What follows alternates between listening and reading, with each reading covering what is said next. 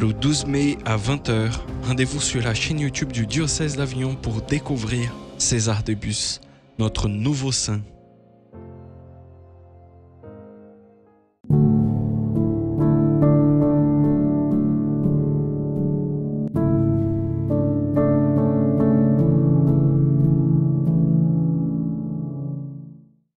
Bonjour à tous, nous sommes aujourd'hui le mercredi de la 4e semaine de Pâques et nous allons continuer à méditer avec la première lecture qui est tirée du livre des Actes des Apôtres. Mais tout d'abord, nous nous tournons vers l'Esprit Saint et nous lui demandons de nous éclairer. Ouvrons nos cœurs au souffle de l'Esprit. Sa vie se greffe aux âmes qu'il touche. Qu'un peuple nouveau renaisse des eaux, où plane l'esprit de nos baptêmes.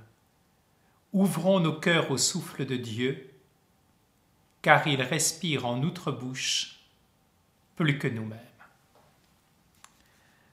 La première lecture se trouve au chapitre 12 et au début du chapitre 13 des Actes des Apôtres.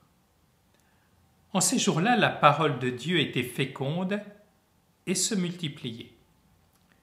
Barnabé et Saul, une fois leur service accompli en faveur de Jérusalem, s'en retournèrent à Antioche en prenant avec eux Jean, surnommé Marc. Or il y avait dans l'église qui était à Antioche des prophètes et des hommes chargés d'enseigner. Barnabé, Siméon appelé le Noir, Lucius de Cyrène, Manaën, compagnon d'enfance d'Hérode le tétrarque, et Saul.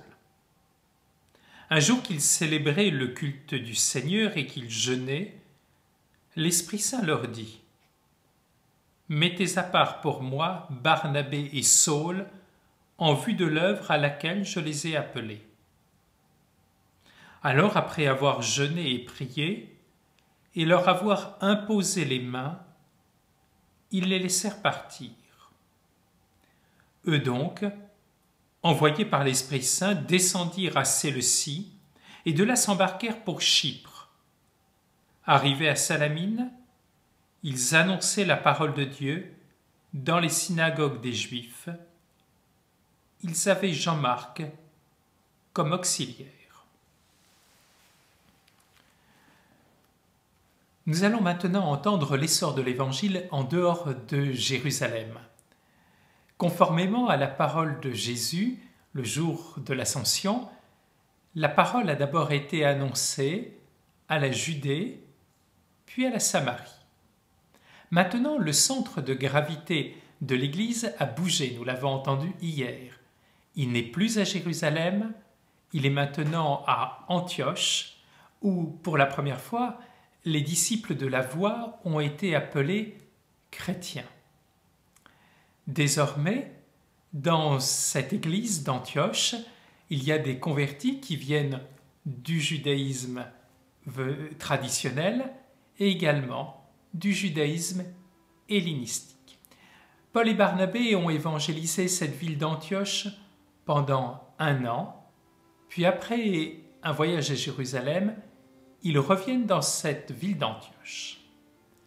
Alors nous est donné 2 charismes, le charisme de prophétie et également, nous l'avons entendu, le charisme d'enseignement. De quoi s'agit-il?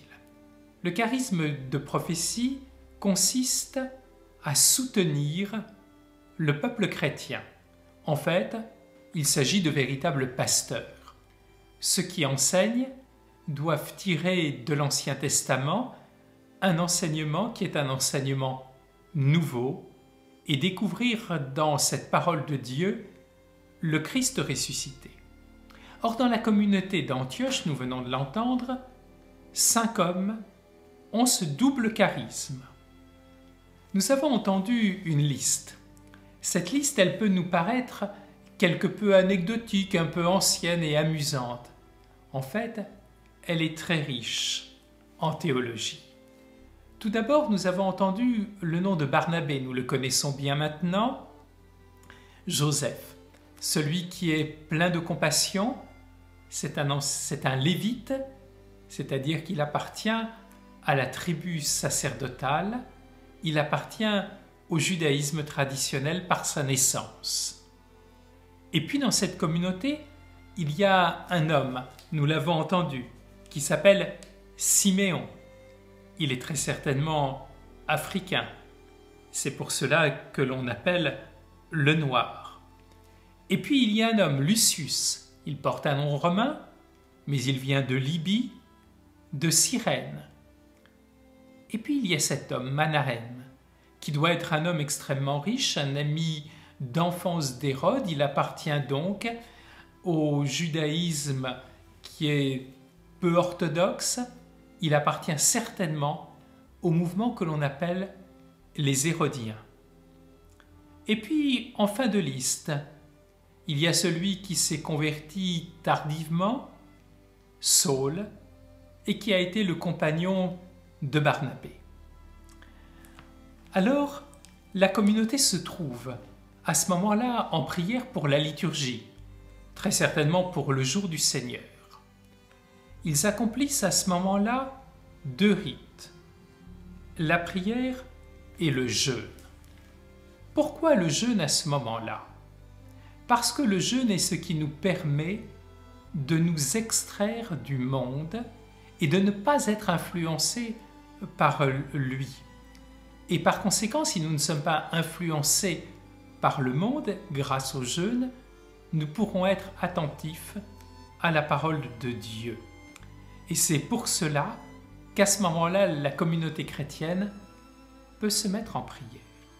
Et va se dérouler à ce moment-là un événement unique dans les Actes des Apôtres. C'est-à-dire que l'Esprit Saint va parler, très certainement par la bouche de ceux qui sont prophètes et enseignants, demandant à ce que l'on en mette 2 à part. Et la parole de Dieu et l'Esprit Saint sont toujours là qui nous déconcertent. Car il fallait imaginer que l'on allait envoyer tout d'abord Barnabé, celui qui est bien connu, celui qui a fait ses preuves, et puis le deuxième de la liste, Siméon. Non, l'Esprit Saint désigne Barnabé et Saul, et il les désigne pour partir en mission. Alors vient ensuite un troisième temps, où il faut à nouveau jeûner, prier, imposer les mains. Cette fois-ci, on ne jeûne pas uniquement pour prendre de la distance par rapport au monde, pour se soustraire au monde, mais l'on jeûne pour être disponible au travail de l'esprit, disponible au travail de la grâce. À ce moment-là, on prie pour faire la volonté de Dieu, et à ce moment-là, on impose les mains. Alors, cette imposition des mains faite à Barnabé et à Saul n'ont rien à voir avec une ordination telle que l'ordination des diacres dont nous avons pu entendre le récit au chapitre 6 des Actes des Apôtres. Non, il s'agit d'une imposition des mains qui est une bénédiction. Ainsi donc, cet envoi en mission se fait en 2 temps. C'est l'Esprit Saint, bien sûr, qui appelle et qui envoie, mais par cette imposition des mains, l'Église reconnaît cet envoi en mission. Ainsi donc, bien sûr, il y a la place de l'Esprit Saint qui est centrale, mais également la place de l'Église qui reconnaît cet envoi comme celui du Seigneur. Alors, nous pourrions penser d'une certaine façon que ce texte est un texte anecdotique. En fait, ce n'est pas du tout un texte anecdotique, c'est un texte qui est absolument central pour notre vie spirituelle et pour la vie de l'Église. Car ce texte-là nous donne vraiment le premier envoi en mission par l'Église. Certes, c'est le Seigneur qui appelle, c'est l'Esprit Saint qui a désigné Barnabé et Saul, mais en même temps, c'est l'Église qui reconnaît cet appel et qui impose les mains.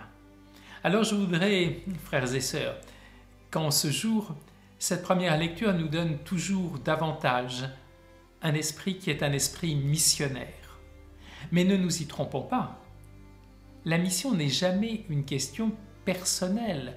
Si c'était une question personnelle, rapidement nous deviendrions des sectes ou bien nous tomberions dans une sorte de leadership dans lequel nous nous mettons personnellement en avant.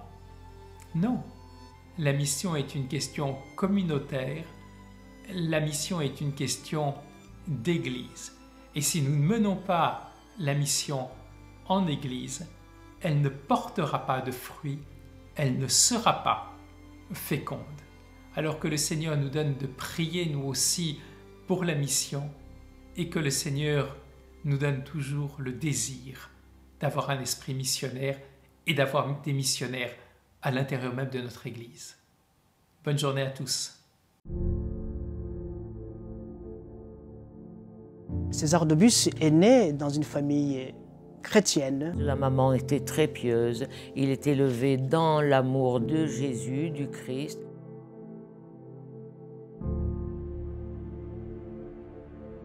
À force de persévérance, à force d'insistance, à force de conviction, finalement, elle obtiendra que César de Bus baisse les armes.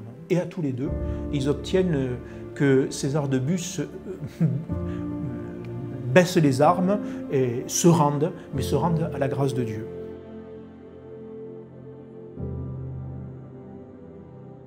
Après cette confession générale, il ne restait que de dédier sa vie au service de l'Église et au service de l'Évangile. Il réfléchissait à comment être prêtre maintenant dans l'Église.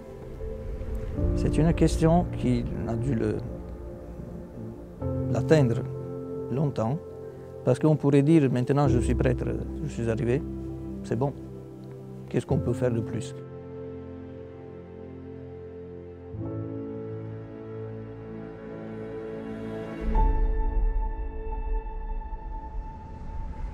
Il écrira quelque part qu'il n'avait rien vu de plus beau, de si beau que depuis qu'il n'a perdu la vue. Et c'est le même qui s'exprime en disant « Qu'importe que mes yeux soient privés de lumière et que de la douleur ma chair soit prisonnière, si la croix sur laquelle expira le Sauveur m'illumine l'esprit et dilate mon cœur. » Le jour qu'il avait prédit justement au Père Larme qu'il assistait, que ce serait son jour et que ce serait pour lui doublement Pâques ce jour-là, non seulement la Pâque du Seigneur, mais aussi sa Pâque à lui.